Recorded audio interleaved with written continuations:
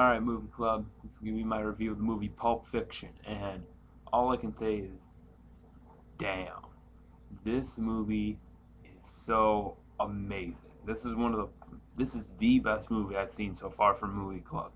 And, I've seen quite a few good ones, but this is definitely the best one out of all of them. It blows every single one of them away. And, heading into this movie, there's the only I thought the movie was only going to be about Samuel L. Jackson, John Travolta, Uma Thurman, because heading into this movie, all I know about the movie was, the iconic scene with Samuel L. Jackson, doing the Bible verse and all that.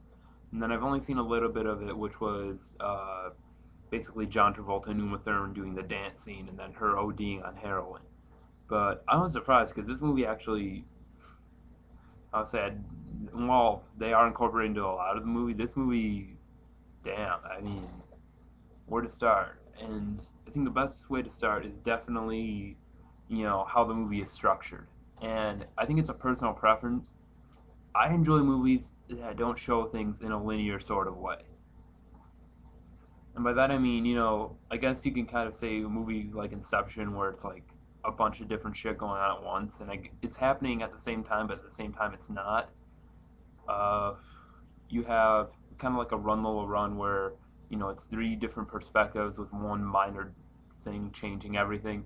Even a movie like Go, as much as I hated that movie, I love the way that it was designed in a non-linear structure, how three different points of view can intertwine everything. And I think the movie works the best because of the way it's done.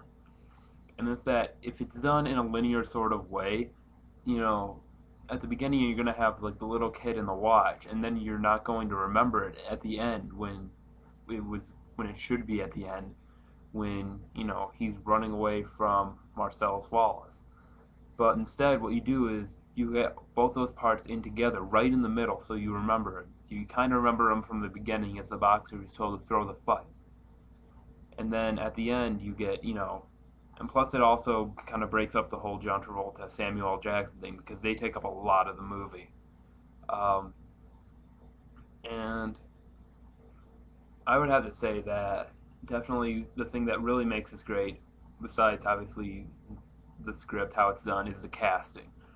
This is one of those movies where I cannot imagine anyone else performing these roles. I cannot imagine anyone else doing these roles better than the people that were chosen for this movie. I mean, John Travolta as Vincent Vega, it rejuvenized his career. His career was dead up to this point. And so he took a chance on this movie, and he acted his ass off in this. I mean, he was just outstanding.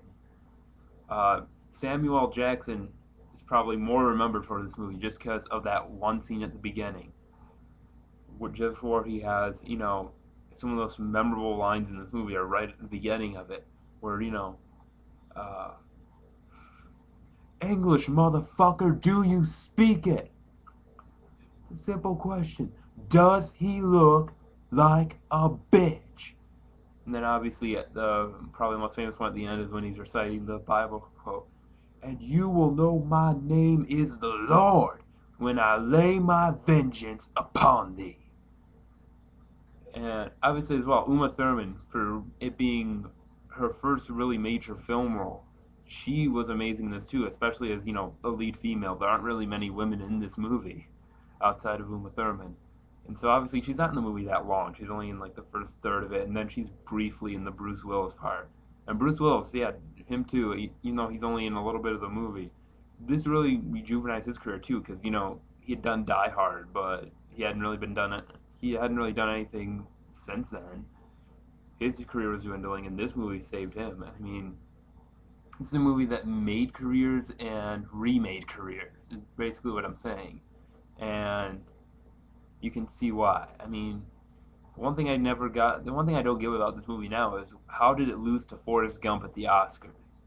I mean, this movie is so much better than Forrest Gump. I mean, Forrest Gump is a feel-good, happy story, but this movie just blows it away. And then again, I haven't seen Shawshank Redemption either, so can't really judge for certain. So, yes, watch this movie. I'd give it a 10 out of 10. It is fantastic. It is amazing. Definitely check it out.